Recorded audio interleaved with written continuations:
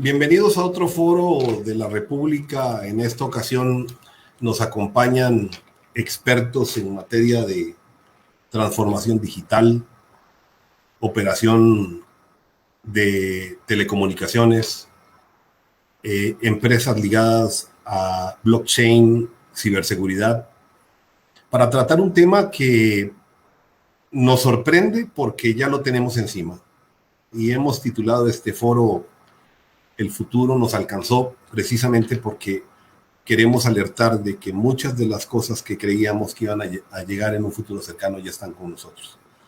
Nos acompañan el día de hoy don Carlos Gallegos Echeverría, don Hernando Segura Bolaños, don Oscar Chacón Álvarez y don José Gutiérrez Salazar, a quienes voy a presentar en ese orden. Carlos Gallegos Echeverría, socio retirado de la firma Ernst & Young, tiene una distinción en ingeniería eléctrica con una concentración en sistemas y computadoras de la Universidad de Carleton en Ottawa, Canadá. Tiene más de 30 años de experiencia en firmas de consultoría de primer nivel. Se especializa en temas de estrategia y transformación de negocios, tecnologías habilitadoras y administración del cambio. Tiene un profundo conocimiento de la industria de las telecomunicaciones y el sector público a nivel regional. Ha dirigido proyectos en Singapur y Hong Kong. Ha liderado procesos de transformación organizacional y de integración e implementación de soluciones tecnológicas de avanzada.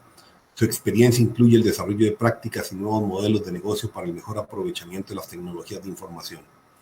Desde enero del 2020 asumió la dirección general de Engage Innovate and Strategy Tools para Latinoamérica. Es columnista del semanario El Financiero y profesor invitado de INCAE, vicepresidente Yo Emprendedor. Hernando Segura Bolaños, especialista en transformación digital y ciberdefensa. Hernando es el CEO y fundador de API Cyber, la primera empresa de ciberdefensa en la región. Es director para Latinoamérica de la firma consultora en transformación digital AllRework, junto con Mark Vidal. Es socio fundador de Covalent, empresa dedicada al desarrollo de herramientas de blockchain. También es socio fundador de Neoclinic, una empresa digital de tratamientos y atención a pacientes crónicos. Tiene un MBA con alta distinción en el INCAE, con grado de Ciencias de la Computación Informática de la Universidad de Costa Rica y un posgrado en Mercadeo en la misma universidad. Es consultor de importantes proyectos de transformación digital y conferencista internacional en tecnologías disruptivas. Anteriormente, Hernando fue gerente general de Cognitiva en el área de inteligencia artificial con IBM Watson y trabajó más de 10 años para SAP Miller, la que fue la segunda empresa cervecera mundial, en diferentes puestos de dirección y vicepresidencia en Honduras, El Salvador, Ecuador y Panamá. Oscar Chacón Álvarez, costarricense, ingeniero en sistemas con un MBA en mercadeo y ventas con especialización en alta gerencia en INCAE. Cuenta con más de 20 años de experiencia en posiciones gerenciales, actualmente a cargo de la gerencia comercial de Telecable, gerencia comercial empresarial de Telecable Costa Rica. Cuenta con especialidades en mercadeo, ventas, liderazgo, estrategia empresarial, telecomunicaciones, coaching y mentoría comercial, así como transformación digital de las personas y organizaciones para los canales B2B y B2C. José Gutiérrez Salazar, gerente de regulación, comunicación y relaciones públicas de la empresa Cabletica, líder en gestión de empresas y tecnología con conocimiento profundo de la industria de telecomunicaciones, con una vasta experiencia técnica y conocimientos que lideran el desarrollo y la innovación. Apasionado por la tecnología, comprometido en mantenerse actualizado sobre cómo son las tendencias que impactan tanto a las personas como a las organizaciones. Su experiencia abarca puestos como ingeniero de campo, jefe de equipo, ingeniero consultor y desarrollo de negocios y asuntos regulatorios. En cada posición de liderazgo ha aprovechado su experiencia técnica y su MBA para liderar negociaciones complejas que hacen crecer negocios, aumentan las asociaciones público-privadas y amplían el alcance del mercado. Muy buenas tardes a todos ustedes, estimados amigos. Y el día de hoy vamos a empezar con un tema para situar esta temática del futuro que nos alcanzó, con Carlos Gallegos, con la experiencia que tiene en todo lo relacionado con transformación digital. Carlos, adelante, por favor. Muy buenas tardes, Juan Manuel. Muchas gracias por la invitación. Siempre es un gusto estar en tu programa y más con estos distinguidísimos panelistas, buenos amigos y profesionales a los que respeto muchísimo. Yo quería tal vez hacer una reflexión un poquito ideológica, si me lo permitís, pero que creo que es importante porque el título del programa realmente refleja una verdad, y es que a veces las cosas nos alcanzan, nos sobrepasan, de pronto nos vemos abrumados por lo que viene. Y eso a veces es inevitable. Pero yo quisiera pensar, y hacia el final de esta charla les voy a volver a preguntar a los distinguidos panelistas, que también pensemos que hay una posibilidad, que el futuro lo podemos crear nosotros, lo podemos crear las personas, las organizaciones, los gobiernos, y entonces esa sorpresa, si bien nos puede sorprender en el buen sentido de la palabra, de maravillarnos, de llevarnos a un escenario en que tal vez no anticipábamos cómo eran las cosas, sí podamos estar más conscientes de qué es el resultado del trabajo que como personas, como humanidad y como profesionales estamos haciendo en nuestros campos. Entonces, esa es una pregunta interesantísima. Transformación digital es, primero, si me permiten, tal vez definir transformación para nosotros, y lo que yo he visto en mis más de 30 años de experiencia es que para que una transformación realmente pueda llamarse así, tiene que ser significativa, tiene que ser duradera y tiene que ser irreversible, ¿verdad? Yo puedo hacer cambios, puedo modelar, puedo usar tecnología, puedo automatizar procesos, pero si no logro hacer que esas tres características realmente sean esenciales, y todo eso en los procesos de negocios de cómo creo valor, porque esa es la razón de ser de las organizaciones. Entonces ahí ya hay una primerísima pero fundamental diferencia. Hablamos de transformación digital sencillamente porque estamos en un mundo que es completamente digital y globalizado. Entonces no podríamos pretender crear nuestros modelos de negocios, cambiar nuestros modelos de negocios y crear valor si no entendemos de qué se trata, cómo está esta tecnología, esta digitalización está afectando los gustos, las preferencias, las tendencias. Y me gusta también hacer esta reflexión de por qué es que estamos aquí, cuáles fueron las causas raíces. Probablemente algunos de ustedes me han oído hablar, pero a mí me gusta tratar de entender cómo fue que llegamos aquí y a la altura de este julio de 2021, cuáles fueron esas grandes causas. Y me gusta explicarlo como si pensáramos en una laguna, ¿no? Una laguna que está quieta, el agua está completamente plana, como si fuera un espejo, y hay tres grandes fuerzas que caen y empiezan a crear olas en esa laguna que estaba quieta. Y estas tres grandes fuerzas son, primero, la tecnología, sin duda, un gran habilitador, una gran fuerza disruptiva, pero que no es por sí sola suficiente para crear las condiciones cuando hablamos de transformación digital. Muchas de las tecnologías, y aquí están expertos como Hernando que no me dejan mentir, muchas de las tecnologías pueden tener 15, 20, hasta más años, pero por sí solas no habían tenido el impacto. ¿Por qué? Bueno, porque en esta laguna que se imaginaban, dejamos caer esta gran ola que es la tecnología, con todo lo que eso significa. Estamos hablando ahí de inteligencia artificial, estamos hablando de blockchain, estamos hablando de robotic process automation, estamos hablando de machine learning, ¿verdad? De redes neurales, tecnologías que tienen muchos años estando estudiándose y aplicando, pero por sí solas no explican lo que estamos viviendo. Hay dos fuerzas más. La segunda fuerza es la globalización. Imagínense ahora una segunda piedra enorme que dejó caer en esta laguna, y ahora entonces tenemos dos fuerzas de disrupción, las olas de la primera piedra que cayeron y las olas de la segunda que vienen, y en algunos puntos se neutralizan y en otros puntos se suman. Y entonces el impacto, esas crestas que se suman como una buena onda en física, hacen que las cosas sean más evidentes, que tengan más impacto, que realmente perturbe la forma como veníamos o estábamos acostumbrados a hacer. Entonces, tecnología, segundo, globalización, ¿verdad? Y creo que la pandemia, si alguien tenía alguna duda de la pandemia, nos ha demostrado que somos una aldea global, ¿verdad? Y aquí ya tenemos la cepa Delta. Dice, creo que el Ministerio de Salud en los periódicos de hoy, que hace 2 meses llegó a Costa Rica.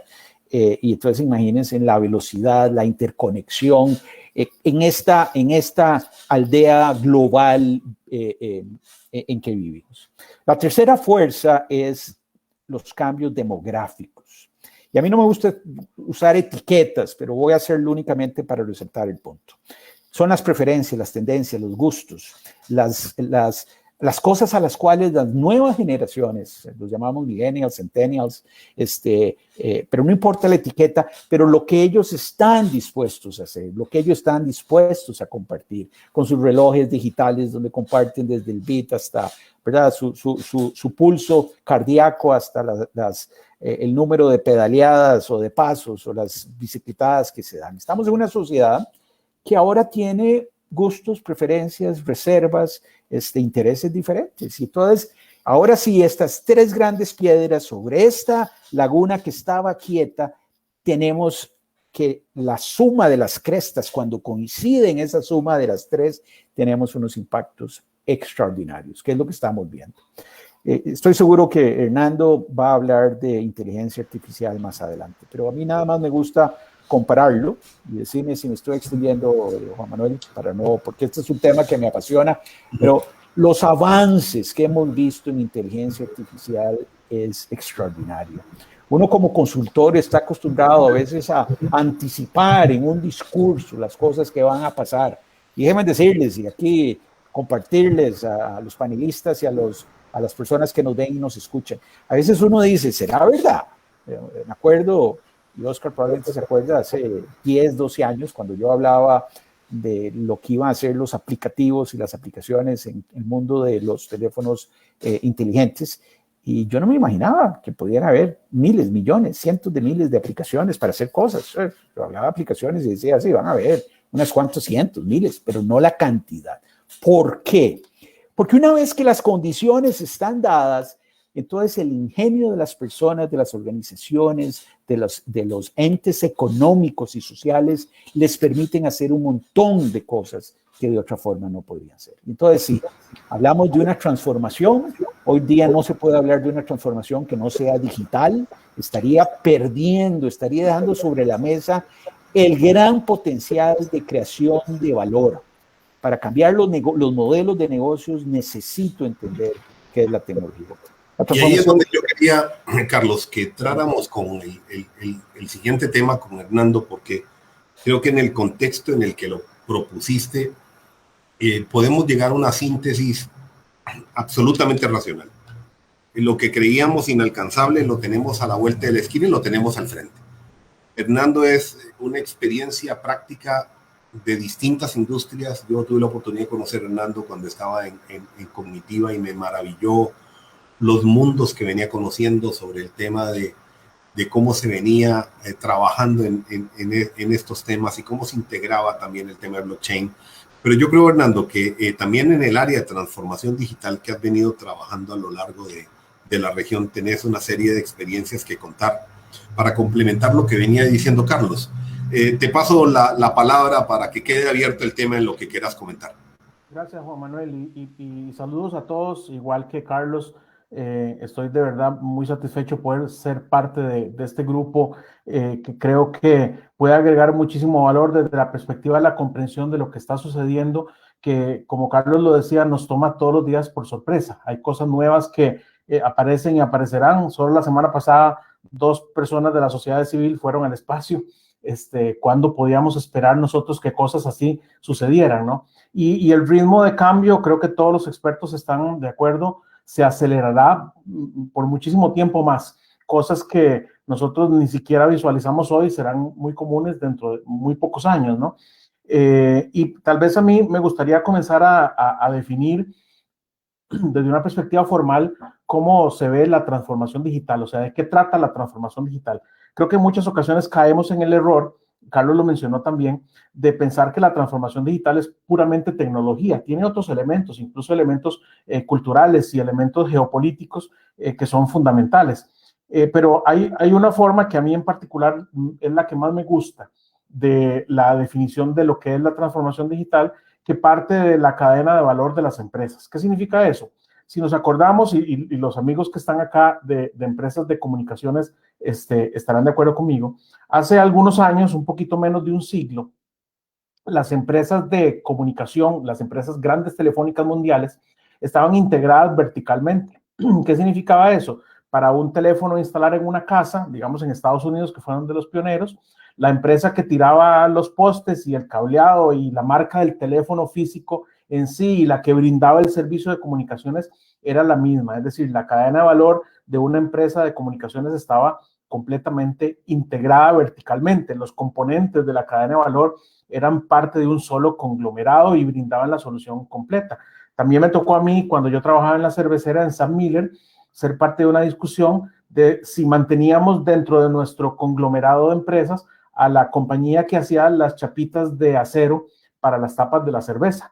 ¿Y por qué esa discusión era importante? Bueno, porque era muy complicado si resulta que teníamos un proveedor, no sé, en Alemania para las chapitas de acero de la cerveza y el proveedor quebraba o se enojaba con nosotros o lo que fuera, buscar otro proveedor era muy complicado. Entonces era mucho mejor idea integrarnos verticalmente para minimizar los impactos de una disrupción relacionada con la cadena de valor. Hoy en día eso ya no existe. ¿Por qué? Porque la disponibilidad de información acerca de jugadores económicos en el mundo es tan grande que si yo quisiera comprar chapitas de acero para las botellas de cerveza que de mi emprendimiento, por ejemplo, encontraré miles de proveedores en todo el mundo, muchos de ellos en China, en Europa o donde fuera. Esto ha causado que la integración vertical de las empresas comience a descomponerse o a reconstruirse.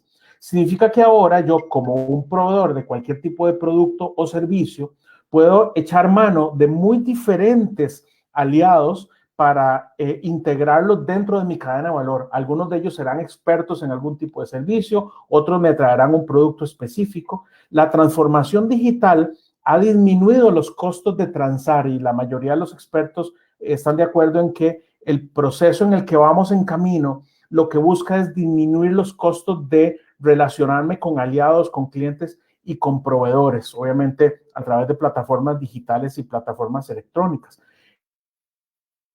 Y aquí es donde yo quiero llegar.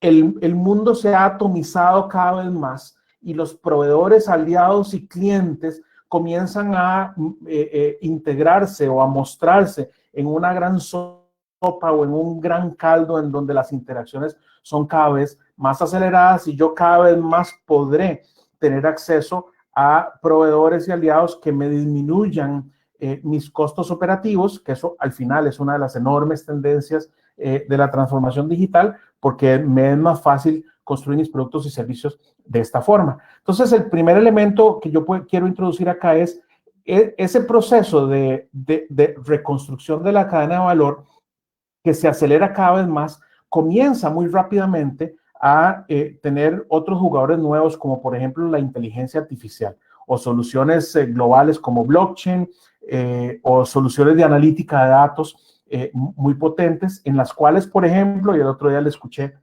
a Tomás de Camino en una presentación diciendo, Amazon está comenzando a explorar el enviarme a mí como consumidor o como cliente de Amazon un producto que yo no pedí. ¿Por qué? Porque él ya conoce cuáles son mis preferencias, mi comportamiento y sabe con cierto nivel de certeza a través de la analítica cuál será mi próximo producto a comprar. Me lo entrega en mi casa sin que yo lo pidiera, diciéndome, si no lo quiere, me lo devuelve. Y ese es un mecanismo resultante de capacidades nuevas en la analítica de datos y en la inteligencia artificial que vienen muy rápidamente en camino y que muy pronto los vamos a ver rodeándonos. Por ejemplo, yo tengo un niño muy pequeñito de 2 años y yo estoy seguro que si Amazon decidiera mandarme una de esas bicicletas que no tienen pedales, las de equilibrio, y me la manda a la casa, estoy seguro que me la dejo, no la devuelvo. Entonces, este es un mundo repleto de alternativas nuevas, el cual vamos a tener que cabalgar y tal vez en la segunda parte trataré de tocar este otro tema que me interesa muchísimo. Vamos a tener que cabalgar no solamente desde la perspectiva de alternativas, de nuevas soluciones para nosotros, sino en una implicación que no se habla mucho, que es cuál va a ser el impacto en la sociedad cuando las empresas comiencen a aprovecharse más de las soluciones tecnológicas, de los robots, de las predicciones para disminuir su base de colaboradores, es decir, para tener menos requerimiento para producir lo mismo con menos personas. ¿Qué va a pasar a nivel mundial cuando el impacto en el empleo comience a ocurrir? ¿Por qué?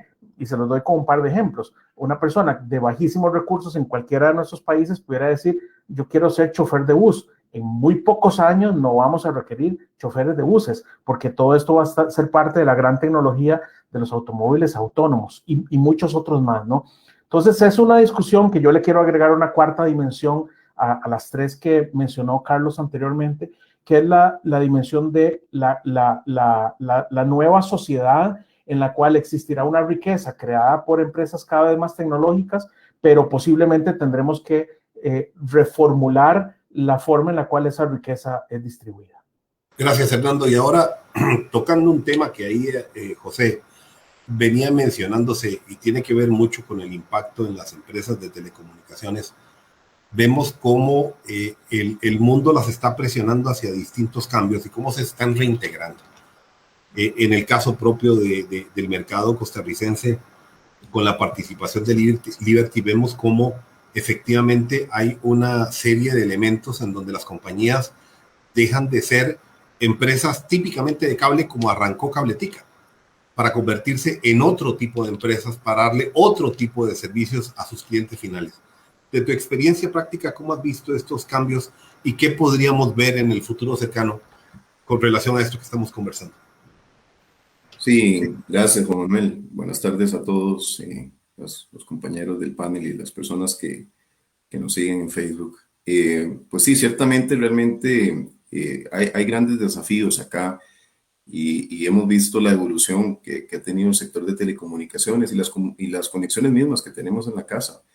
Ustedes recordarán que hasta no hace mucho, pues prácticamente que el punto de marcación de los servicios que los operadores de telecomunicaciones ofrecíamos era el dispositivo que se encontraba en el hogar, y a partir de ahí la responsabilidad era del cliente o del dueño de la empresa o de la oficina. Ciertamente eso ha ido cambiando y el punto de marcación de los servicios cada vez va avanzando más hacia los dispositivos finales como los celulares, la computadora y la tableta. Y eso precisamente es así, nos ha tocado irnos adaptando a eso, porque desde el punto de vista del usuario final, desde luego las comunicaciones convergen en los dispositivos que él utiliza, en los dispositivos finales, en todos estos dispositivos que precisamente son donde se está consumiendo el contenido, que ya los compañeros estaban mencionando anteriormente, que tienen que ver con todas esas aplicaciones que permiten en tiempo real tomar muchísima información, analizarla y permitir la toma de decisiones y brindar indicadores. Y finalmente, por eso es que muchas veces estamos hablando de un tema como esto, si nos sale pues algún anuncio o nos llega algún correo de algún tema relacionado, y precisamente es por eso, ¿verdad? Las redes ahora tienen que tener la capacidad de transmitir una gran cantidad de datos para el análisis en tiempo real, y después de eso que se tomen estas decisiones de negocio que precisamente son los que están alimentando estos modelos de negocio, que finalmente son los que rentabilizan las redes de telecomunicaciones, porque el contenido ciertamente es el que manda. El contenido está tomando cada vez un papel muy relevante. Las cantidades de información que los operadores estamos entregando son exponenciales, son enormes, y por eso es que cada vez vemos con mayor frecuencia factores multiplicativos en el aumento del ancho de banda en las casas, y también lo que les decía anteriormente de cómo tenemos que asegurar esa experiencia del cliente hasta el dispositivo final, que es de donde se están consumiendo estos datos, que es donde se está generando el contenido, y eso desde luego pues tiene desafíos muy interesantes. Desde luego, acá, ¿qué es lo que se necesita cuando hablamos de transformación digital y cuando hablamos de inteligencia artificial y de Big Data y de Internet de las cosas? Tenemos que tener la capacidad de tener cada vez redes más resilientes. Ocupamos redes que tengan modelos de alta disponibilidad, redes redundantes, tolerantes a fallas, que tengan la capacidad de transmisión de grandes cantidades de datos, y a eso es lo que debemos caminar. Y hace unos días también se hablaba en otro foro, por ejemplo, esto de los nómadas digitales y qué se ocupan para ellos. Bueno, lo que está sucediendo ahora con toda esta migración del trabajo hacia las casas es que ocupamos garantizar o tratar de llevar conexiones similares a las que se tenían en la oficina o las que se tenían en una zona franca, precisamente conexiones donde llegan por 2 o más puntos de manera alámbrica e inalámbrica, convergiendo en un modelo que finalmente debe ser agnóstico para el cliente.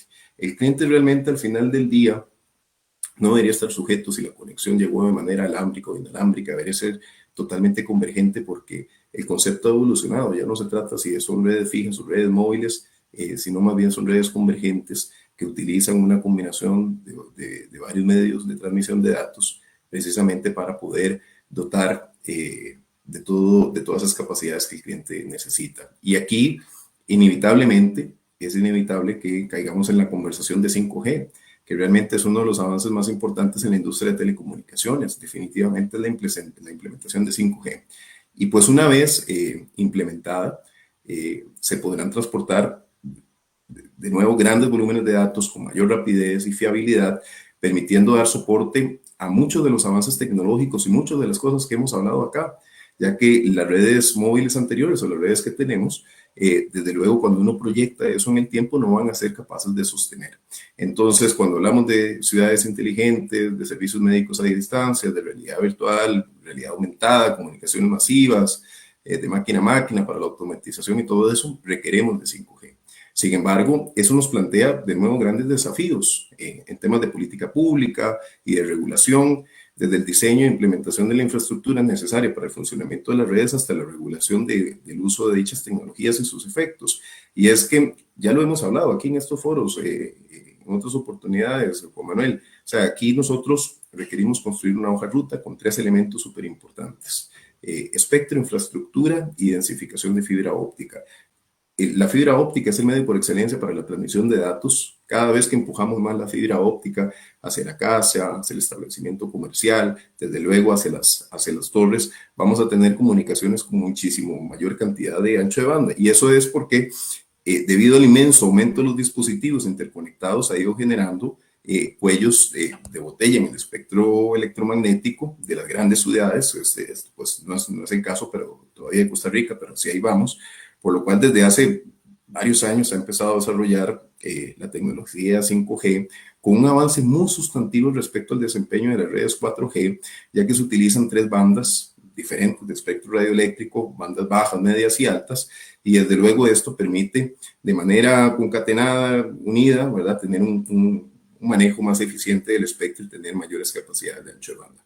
Entonces, ciertamente tenemos retos importantes, se está caminando ahí, porque todas estas cosas de nuevo que hemos hablado necesitan ser acompañadas de redes de telecomunicaciones muchísimo más robustas, más resilientes. Y bueno, eso para una primera intervención. Muchas gracias, José. Oscar, desde la perspectiva de servicio al cliente también implica esto un enorme reto. O sea, el cliente ha ido cambiando y cambia inclusive de gustos y preferencias al punto de que una empresa puede darle un servicio hoy y mañana puede ser otra. De tu experiencia práctica, ¿qué nos puedes decir con relación a que el futuro ya nos alcanzó? ¿Qué es lo que estás sintiendo ahora con los clientes? Sí, bueno, buenas tardes a todos. Muchas gracias por la oportunidad, Juan Manuel, de invitarnos y saludar a todos los amigos del panel. Yo quiero comentarles que este tema de la transformación digital, cuando ahora me preguntas qué es lo que siento, pues siento mucha emoción. Y emoción en el sentido de que hoy más que nunca el usuario tiene el poder, ¿verdad? El usuario, nosotros usuarios, tenemos el poder de hacer muchas cosas que anteriormente no se hacían, ¿verdad?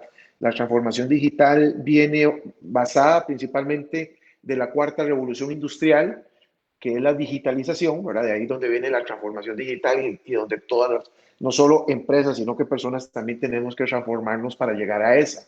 Esta transformación inició, el concepto empezó en el 2014, más o menos para que se den una idea con lo que decía don Carlos Gallego, 2014-2016. Imagínense que han pasado 7 años de eso. En aquel momento se hablaba que esta transformación a nuestros países tercermundistas iba a estar llegando alrededor de en los próximos 15 años, iba a empezar a ver ese efecto. ¿Pero qué pasó? Bueno, pasó algo y un después de ese algo, ¿verdad? Y ese antes y un después es esta bendita pandemia en la que vivimos, principalmente por varias razones. Imagínense que antes de la pandemia se hablaba artificial iba a superar la humana, lo que decía Hernando, en el año 2045. Eso ya está ocurriendo, ¿verdad? Esa es la estimación que había antes de la pandemia.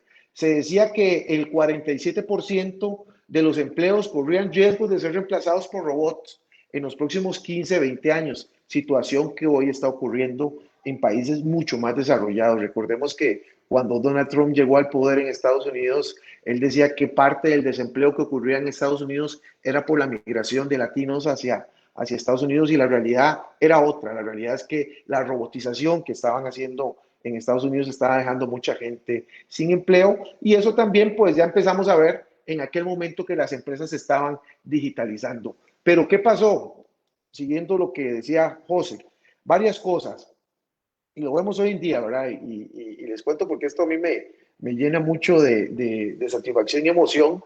Hoy vivimos en un escenario laboral en pandemia permanente. Díganme si sí o si no, ¿verdad? ¿Por qué? Porque hoy vemos que cierran, que abren, que cierran, que abren, que lo que decía don Carlos, ya viene la Delta, mañana viene la otra, pasó la Omega, ¿verdad? Vamos a seguir en ese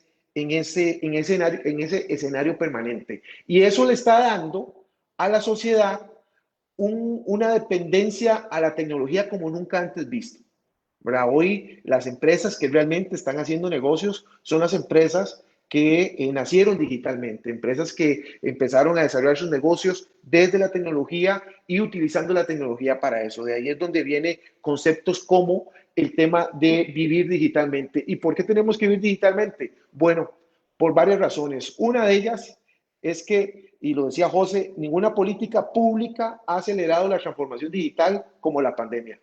Hoy ustedes están desde sus casas, yo de vez en cuando voy a la casa a teletrabajar. Muchas empresas de amigos, conocidos que no volvieron a su oficina desde hace un año. ¿Por qué? Porque tuvieron el acceso a Internet principalmente para poder lograr esto. Entonces, esta política pública no fue necesario lanzarla, ¿verdad? De crear, recuerden que hasta había una ley de empleo remoto, y que este empleo cambió, ¿verdad? Así que hoy las empresas tienen la necesidad de sobrevivir por un lado, de recuperarse y de desarrollar nuevos negocios. Esa es la realidad, y nunca como hoy existen herramientas de tecnología o de TICs, ¿verdad? Porque más que de telecomunicación, es todo el ecosistema que rodea esto que nos permite la oportunidad de que sobrevivan, ¿verdad? Así que esa es la gran realidad. Todas las herramientas que comentan, ¿verdad? Desde la automatización, que el Big Data, que el blockchain, todo esto va a venir a ayudarnos a transformarnos, y de una u otra manera los retos fundamentales que tiene este país, ¿verdad? Porque si queremos hablar de que el futuro nos alcanzó, tenemos que hablar de 4 retos fundamentales. Uno es, hoy mucha gente no tiene la conciencia, muchos empresarios no tienen la concientización de que estamos en esta transformación digital, ¿verdad? No hay una política pública, lo decía muy bien José, para lograr eso, para impulsar, porque mucha gente cree que la pandemia se acaba y van a seguir igual. No, señores, hoy en día las personas trabajan desde sus casas, el mundo siguió funcionando desde nuestras casas, y ahí es donde este desarrollo de competencias digitales son las que necesitamos, pues que toda la gran masa de costarricenses las tengan, ¿verdad? A nivel de capacitación. Por ahí me comentaba una persona recientemente en redes sociales que todo el tema de políticas públicas que fomenten la investigación y desarrollo son fundamentales hoy en día para que esto camine, ¿verdad? Así que el tema de innovación y desarrollo es fundamental, y también, lógicamente, la velocidad en que nos estamos transformando es fundamental para que estas cosas ocurran. Así que ese sería mi comentario, Juan Manuel, en esta primera parte. Muchas gracias, Oscar. Adelante, Carlos. Creo que te quedaste con algunas ideas de camino. No, muchísimas, pero tendríamos que extender el programa. Como 10 foros, pero bueno, como 10 foros, pero qué rico, ¿verdad? Porque inteligencia artificial. Yo no soy un experto, pero me sorprendo de ver lo que está pasando, y escribí una columna hace algunos meses, y creo que refleja realmente ese poder de lo que está pasando, ¿verdad? En el ajedrez. O sea, el ajedrez es como la joya de lo que considerábamos era el intelecto y la capacidad de las personas. Y durante muchísimos años las personas eran imbatibles. No había ningún artefacto o computadora que pudiera ganar. Hasta que por ahí, ya no me acuerdo, creo que fue en los 90, Deep Blue le gana a Kasparov, ¿verdad? Y eso, bueno, se destronó la raza humana. Hay máquinas que son más poderosas. Y se empieza, se sigue desarrollando, sofisticando la tecnología. Empezamos a ver que los computadores tienen un poder de procesamiento muchísimo más grande, ¿verdad? Que no podemos competir como raza humana en el número de transacciones por segundo. Se crean durante un tiempo una figura que a mí me fascina desde el punto de vista de entender el impacto, y era esta figura de centauros. Centauros eran equipos mixtos donde tenía a un computador y a un experto en ajedrez. Y durante muchísimos años estos centauros eran imbatibles, o sea, no había ningún contrincante, fuera una super máquina o un supercampeón que por sí solo pudiera ganarle a esta combinación de los centauros. Pero la tecnología sigue avanzando y la inteligencia artificial empieza a hacer que ya las máquinas por sí solas, allá creo que por 2016 se crea un programa que se llama Stockfish, tenía una capacidad de 70 millones de posiciones por segundo y en teoría se convierte imbatible. ¿Y qué pasa? Viene Google y saca un programa que se llama AlphaZero, que solo procesa 80,000. Vean la diferencia, de 70 millones a 80,000. Pero que no tiene que ver el pasado, ni tiene que tener un gran poder computacional para hacer los cálculos de todas estas jugadas y proyectarlas al futuro, sino que lo que tiene es la capacidad de aprender. Él puede aprender por sí solo, con Machine Learning, a jugar ajedrez. Y entonces empieza y cambia radicalmente. Entonces, en cuestión de 4 horas, esta máquina, este algoritmo soportado por máquinas, aprende a jugar ajedrez y lo hace mejor que nadie. Ya los centauros no pueden ni siquiera aspirar, porque ahora empieza, ya no es el poder computacional. Y corríjame si ustedes creen que es diferente, pero aquí estamos empezando a ver inclusive un poquito de creatividad. O sea, las máquinas aprenden a aprender. Y por eso era que yo al principio, Juan Manuel y distinguidos amigos, decía que tenemos que ser más responsables con el futuro que queremos crear. O sea, no permitir que nos alcance. Tenemos que ser capaces de decir, bueno, ¿qué queremos?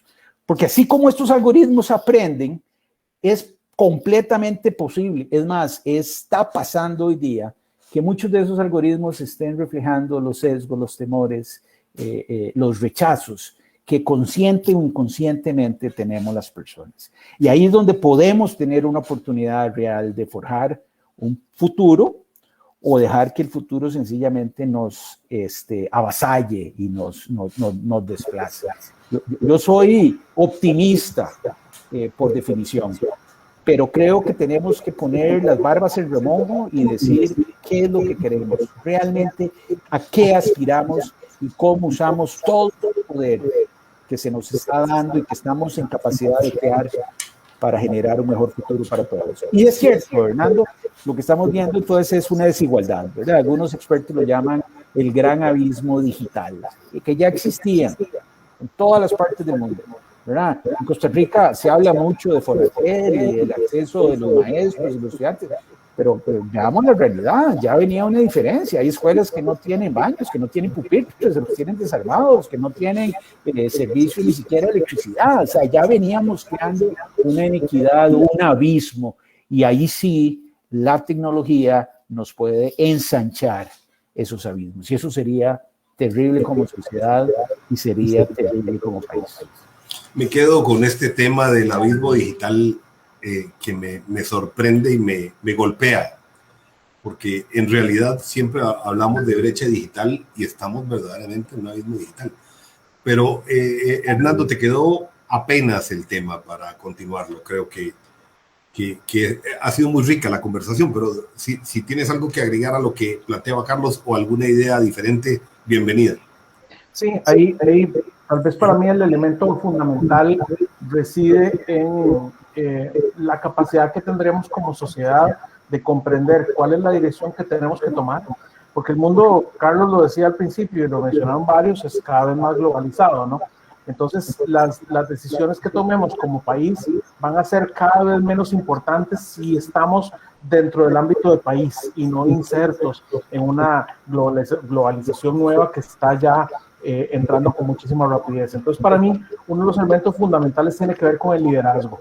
¿Quiénes son esos líderes que nos van a acompañar en este proceso en el cual hay tantísimas disrupciones que nos comienzan a rodear, ¿verdad? Las disrupciones relacionadas con la inteligencia artificial son formidables, tienen un tamaño que nosotros ni siquiera hemos comenzado a comprender, y la inteligencia artificial hoy en día nos rodea permanentemente en cada una de las acciones que ocurren, pero la curva, yo me atrevo a decirlo, de crecimiento será cada vez más acelerada. Vamos a ver cosas que en el pasado no veíamos. La agricultura, por ejemplo, en la cual muchos de nuestros países han basado sus economías. La agricultura, sin ninguna duda, y esto va a ser parte de la competitividad de los países, va a ser cada vez más automatizada, más basada en tecnología. Ya hay firmas en diferentes países, e Israel es uno de los más importantes, en los cuales la toma de decisiones agrícolas basada en datos generan ventajas competitivas para quien la utilice, y nosotros como país no podemos quedarnos de lado. De lo contrario, vamos a hacer la feria del agricultor chiquitica del mundo, en el cual existirán soluciones de alimentación que nosotros eventualmente nos perderemos. Entonces, sí, el tema de la brecha digital es un problema muy real, no solamente en el ámbito de las personas de bajos recursos y las personas que tienen acceso a los viajes espaciales, sino también desde la perspectiva de países.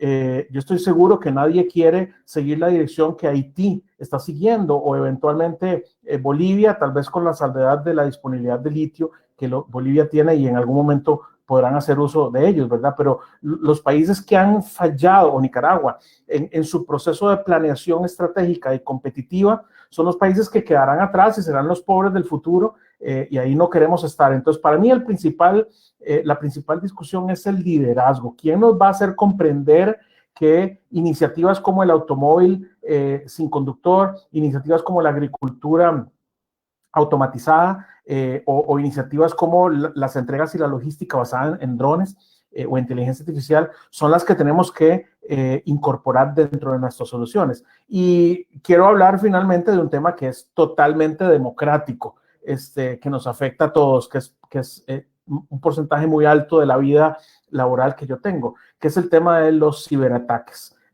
o la ciberdelincuencia.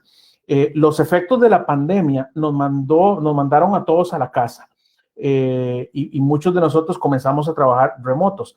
También dejaron sin trabajo a gran cantidad, miles y potencialmente millones de programadores en el mundo que necesitaron una fuente de ingreso por haberse quedado sin trabajo o por tener que buscar medios alternativos. Y la industria de la delincuencia cibernética capturó a muchos de ellos.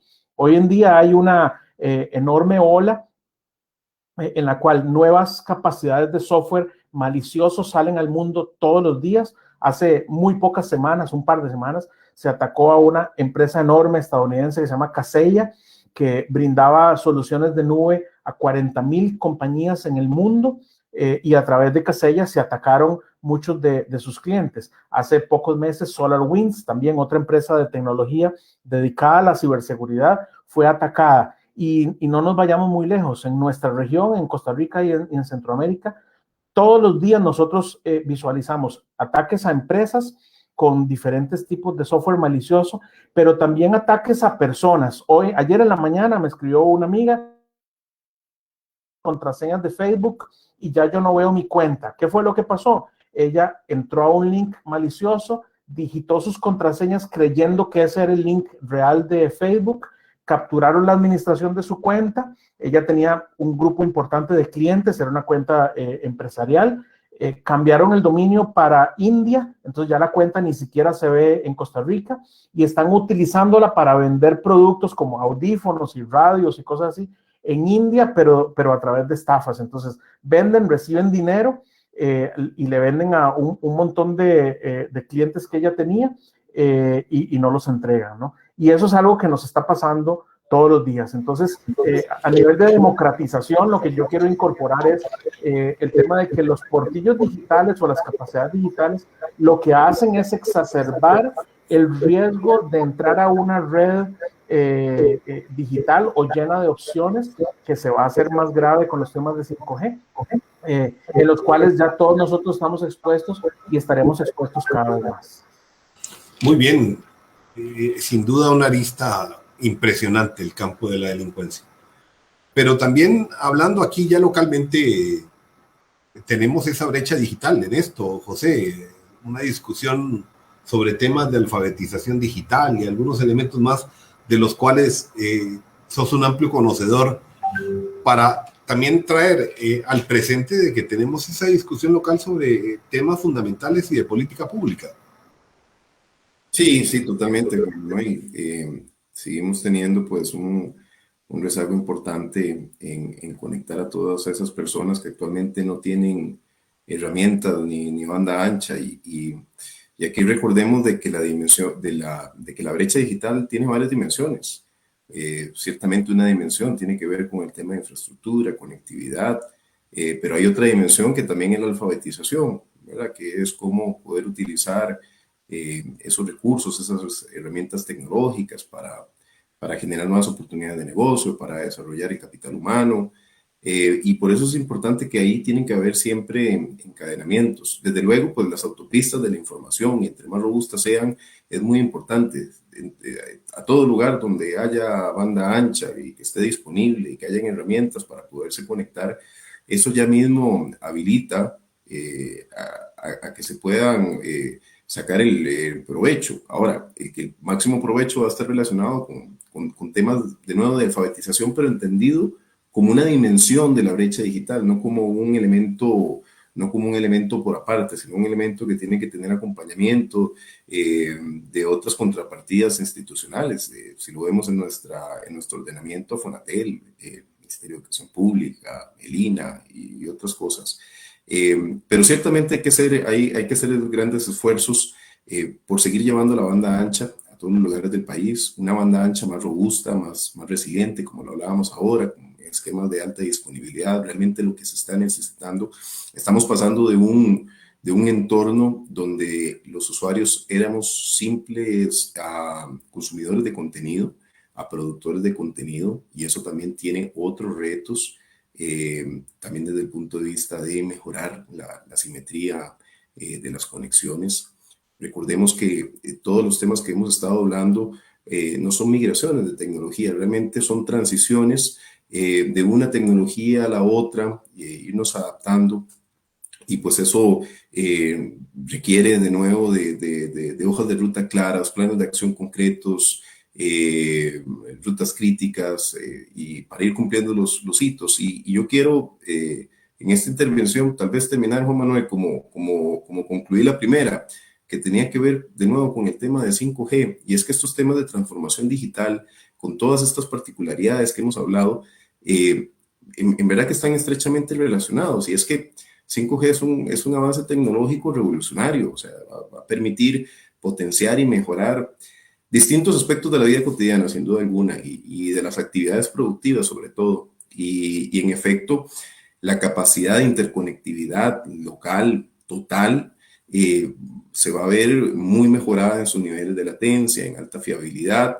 que este par de elementos constituyen un factor indispensable para algo que, por ejemplo, Carlos Gallegos ha mencionado aquí varias veces, que es potenciar nuevas tecnologías como el Internet de las Cosas, como ciudades inteligentes. Se requieren de esos dos elementos: alta fiabilidad, bajos niveles de latencia, velocidades rápidas. Entonces, en consecuencia, la red 5G pues, nos trae infinitas posibilidades para mejorar la calidad de la vida de las personas, la productividad de la industria, la participación ciudadana, el desarrollo científico, pero su implementación debe acompañarse de política pública, de infraestructura y de una regulación robusta, aunque lo suficientemente flexible para mitigar los riesgos que la sociedad deberá asumir, porque ciertamente en el ámbito digital, a medida que este se hace cada vez más importante en todas las dimensiones de las relaciones humanas, pues hay otros retos. Eso. Muy bien, José, muy claro, y obviamente que el tema de 5G sigue jugando un papel protagónico y lo seguirá en el futuro, sobre todo por el buen uso del espectro radioeléctrico. Cerramos este bloque con Oscar para ir posteriormente a una reflexión final de cada uno de ustedes, para darle la oportunidad a Oscar de darnos este cierre de lo que estamos conversando el día de hoy, con base en esa experiencia tuya tan rica y práctica. Has pasado por operadora estatal, has estado en el sector privado en distintas posiciones, y sí tenés una medida muy clara de que este mundo se transformó y no hubo cómo pararlo. Sí, ahí, Juan Manuel, yo quiero agregar a lo que José dice. Vamos a ver, las telecomunicaciones son fuente de desarrollo económico de los países.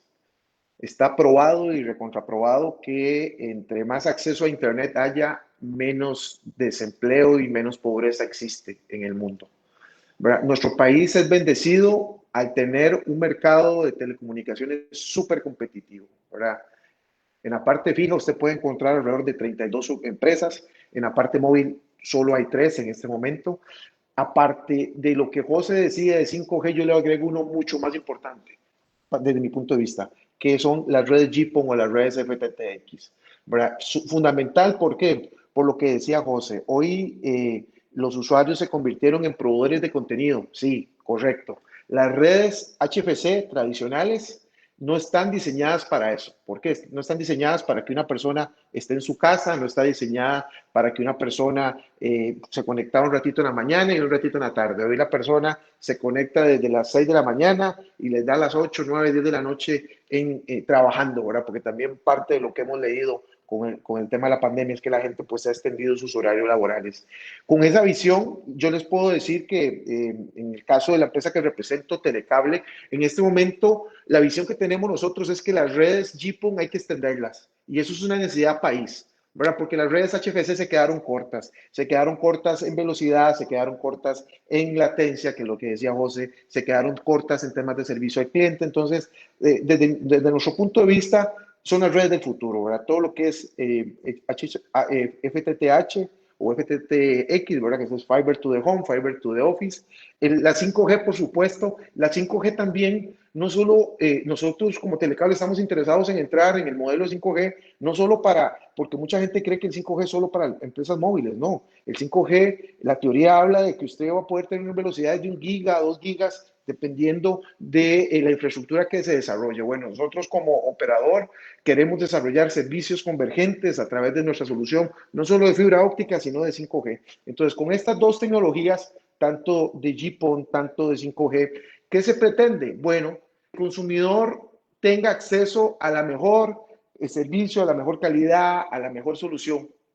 Y esto, pues lógicamente va a venir en beneficio del país. Hoy vemos que en el país existen más de 150,000 conexiones en GPON o FTTX, de esas, los cuales orgullosamente les puedo decir que 60, 70,000 conexiones en este momento son nuestras, y nuestro plan de expansión habla de que en los próximos 2 o 3 años toda nuestra base de clientes van a migrar a esta tecnología, porque estamos convencidos de que tenemos que impulsar ese desarrollo del país. Hay realidades que no podemos quitar, y José lo decía muy bien, ¿verdad? Los operadores tenemos que ver más allá del core del negocio, el Internet de las cosas, que los servicios digitales, que los modelos que todavía aún no se han imaginado. Imagínense qué van a hacer ustedes con una conexión en su celular de 1 giga, ¿verdad? No es para estar en redes sociales, no es para estar en Facebook, ¿verdad? ¿Qué tipo de soluciones y tecnología podemos aprovechar de esto? Y por último, pues parte del rol de nosotros, de los operadores, es apoyar esa innovación, ese desarrollo, ¿verdad? En Costa Rica es un país, formamos parte también de la Cámara, tanto de Infocom como de Cantic, y vemos la cantidad de empresas que están impulsando y están presionando. Bueno, el tema de 5G ha sido un tema que ha estado en la palestra en los últimos 2 meses, de las informaciones, de que no hay frecuencias, de que sí se va a sacar, de que ya hay países que nos están adelantando, ¿verdad? Así que yo creo que en temas de conectividad, el título de la presentación era "El futuro nos alcanzó". Sí, yo creo que ya nos alcanzó y nos quedamos un poquito cortos, Juan Manuel. Vos que sos un rector o una persona que influye muchísimo en el sector, te has dado cuenta, pues ya que países como Guatemala y El Salvador ya tienen frecuencias, ya están haciendo pruebas, y nosotros aquí discutiendo a ver cuándo nos van a dar segmento para poder explotarlo, ¿verdad? Así que ese sería mi comentario. Gracias, Oscar. Vamos al cierre. 2 minutos para cada uno, Carlos. Sé que es poco, que el tiempo ya lo consumimos, pero ha sido muy rico y creo que el futuro, como el futuro nos alcanzó, vamos a tener que reprogramar otro foro para los próximos días. Adelante, Carlos. Sí, pues cerrar con la misma reflexión. Sí, tomémonos el desafío de crear un futuro, no solo que nos alcance, sino de poder influir. Y podemos. Yo repaso la historia, no solo de Costa Rica, sino de la humanidad, y estoy convencido que las redes han sido el instrumento que hemos usado como humanidad para generar desarrollo. Fueron redes de acueductos, redes de electrificación, redes de caminos, redes de trenes. Las redes hoy día son redes digitales y 5G y la red fija es lo que nos va a permitir realmente obtener las condiciones necesarias, óptimas y equitativas que como sociedad necesitamos. A mí nunca me convence y estoy seguro que la regulación tiene que ser fuerte, pero la regulación no puede anticipar lo que los agentes económicos libres hacen con las redes. Ese es un trabajo que no le toca al regulador. El regulador tiene que asegurarse que las redes se hagan y se hagan bien y que sean con una neutralidad tecnológica. Pero yo no me imagino a un diseñador de política pública, de autopistas, pensando dónde van a estar los restaurantes, los cines, las gasolineras, las salidas, ¿verdad? Eso le toca al mercado. Si nos dan las condiciones básicas, nosotros deberíamos crear la complementariedad y hacer que esas redes tengan un beneficio. Que el futuro, y ojalá, Juan Manuel, en un año, de aquí a un año en la pandemia, yo no sé si ya vamos a estar todos con 3 vacunas o no, pero en un año podamos ver hacia atrás y sorprendernos de lo que el futuro nos sigue generando y las bondades y los desafíos que como sociedad nos lleva y nos llama a hacer. Gracias. Gracias, Carlos. Adelante, Hernando. Sí, la mía va a ser muy corta. Yo nada más quiero añadir un elemento que me parece fundamental y que me parece, Juan Manuel, que en algún momento deberíamos incorporarlo dentro de este razonamiento y está alineado con el tema del liderazgo que dije antes, y es el tema de la educación y fundamentalmente la educación pública. Para que estas cosas ocurran y para que nos montemos en ese tren de alta velocidad de la tecnología mundial, la educación en Costa Rica o en nuestra región o en Centroamérica o como queramos verla en la geografía, tiene que ser de primer mundo también. Y nuestra educación en nuestro país, que en alguna ocasión fue la joya que mostrábamos en todo lado, está quedando debiendo muchísimo.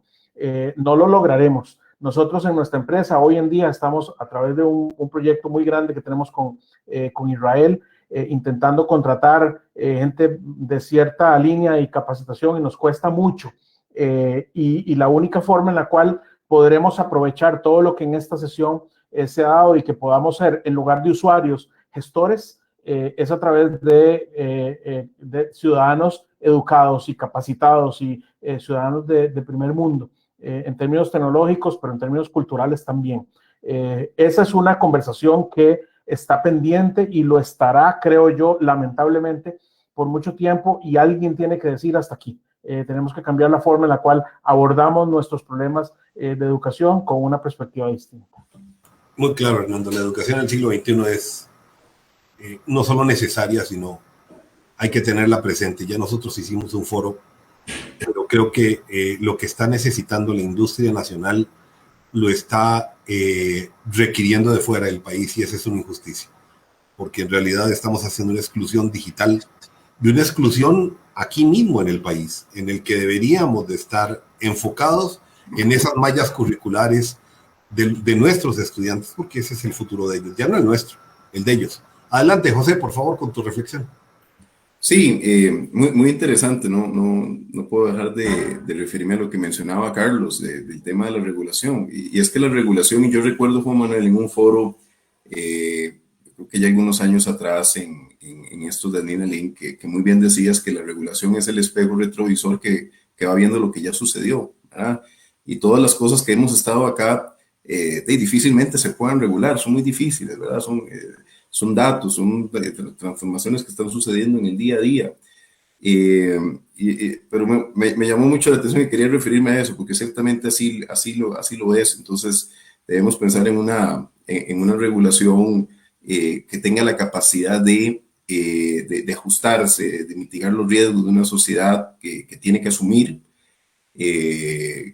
los desafíos del ámbito digital, ¿verdad? Y pues ahí hay una serie de la importancia de avanzar de nuevo en desafíos de política pública, del diseño, de la implementación de la infraestructura necesaria para el funcionamiento de las redes, de las tecnologías y sus efectos. Y sobre todo, con un elemento muy importante que hay que poner aquí al usuario en el centro del uso de la tecnología, en el empoderamiento del usuario final, en la transformación digital, en la toma de decisiones, porque realmente todo lo que hemos hablado hoy aquí finalmente es para mejorar la calidad de la vida de las personas, la productividad en la industria, la participación ciudadana, el desarrollo científico, y eso es lo más importante. Entonces, en la medida que tengamos al cliente en el centro de lo que estamos desarrollando, pues ciertamente será más fácil tener una guía para poder caminar en estos grandes retos y poder mitigar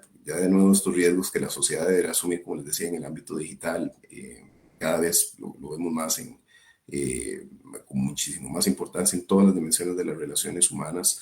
Y entonces es eso. Y yo creo que un buen tema, Juan Manuel, aprovechando de que te están dando una lista de temas para la próxima vez, y alguien lo mencionó acá, tiene que ver con algo que va a generar muchas oportunidades para poder hacer un crecimiento tecnológico y un uso más eficiente de infraestructura, que tiene que ver con la desintegración vertical de la capa de infraestructura de los operadores de telecomunicaciones. Eso sería un muy lindo tema para tratar en otro foro. Te lo tomo, vamos a tratarlo. Adelante, Oscar. Sí, bueno, yo quiero cerrar con algo que Hernando le dio muy bien. Mi visión como ciudadano, mi visión como persona que ha trabajado en el sector, mi visión que ha estado cerca de los clientes, mi visión es que este país tiene que enfocarse en lograr que nuestras empresas o nuestros empresarios realmente compitan digitalmente, ¿verdad? Es un tema de competitividad digital, porque todo está muy bonito, que el 5G, que el GPON, que la transformación digital. Pero si no logramos crear conciencia en los empleados, en los empresarios, de que tienen que transformarse digitalmente, no vamos a avanzar, ¿verdad? Y yo siento que ahí hay un hueco, ahí no hay un abismo, ahí hay un hoyo negro, ahí hay un tema muy complejo, porque no hay política pública, no hay iniciativas. Usted agarra los planes que tiene el gobierno hoy en día sobre el tema de transformación digital y eso no se toca, ¿verdad? Eso para mí es un tema, es un pecado capital que estamos cometiendo. Otro también que para mí es fundamental es el tema de las competencias, ¿verdad? El desarrollar las competencias, porque mucha gente no sabe qué es blockchain, mucha gente no sabe qué es la inteligencia artificial, mucha gente no sabe para qué sirve, ¿verdad? Creen que es un robotillo que anda ahí caminando y que puede hacer cosas, ¿verdad? Entonces, toda esa educación no existe. Entonces, yo concuerdo con Hernando cuando habla que ocupamos ciudadanos más educados y más capacitados, y eso lógicamente nos va a llevar a una era de competitividad diferente y a un siguiente nivel. Ese sería mi cierre. Bueno, muy agradecido con ustedes, con la República, Ciberregulación, el Instituto de Tecnologías Especializadas y Capacitación por este foro del día de hoy, y pues por supuesto a todos los que nos han seguido y dejando de por medio algunos temas que son de fundamental importancia. La educación, sin duda alguna, creo que ahí tenemos una labor permanente de seguir conversando en estos temas. La desagregación de las capas que hablaba el mismo José, y todo lo que es el proceso de transformación que hemos venido hablando el día de hoy, ¿verdad? Para llegar a una conclusión única en el sentido de que por más imperceptible que creamos, el futuro nos alcanzó. Y creo, y me quedo con la reflexión que hacías vos, Carlos, en el sentido de que tenemos que ser creadores de futuro. Ahí es donde está todo el talento, toda la posibilidad de que este país pudiese desarrollar ese futuro que deseamos para nuestros hijos, ¿verdad? Nosotros ya hemos tenido que pasar por una serie de etapas que quizás pocos seres humanos somos experimento en el mundo. Tal vez José por una relación de edad no tanto como la nuestra, pero sí nos ha tocado ver transformaciones, ¿verdad? La llegada de Internet, la computadora, inteligencia artificial, hemos sido experimentos en muchas cosas, las distintas eras móviles que nos ha tocado llegar. Y cuando de repente hablamos que el futuro de blockchain, los ciberataques, lo que ya está sucediendo hoy en la economía tan doméstica como que se roben una cuenta de Facebook, nos hace pensar que ese futuro debería de preocupar mucho a los que vienen en esta generación que va a ser la que va a producir al país en los próximos años. Y por ello es fundamental la educación. Y por ello también es muy importante que estos foros traten de educar a todos nuestros personas que nos siguen. Y bueno, de paso agradecerles el día de hoy su participación. Nos extendimos un poquito más, pero bueno, ameritaba el foro, y de nuevo darles las gracias a ustedes por su brillante participación. Muy buenas tardes. Muchas gracias.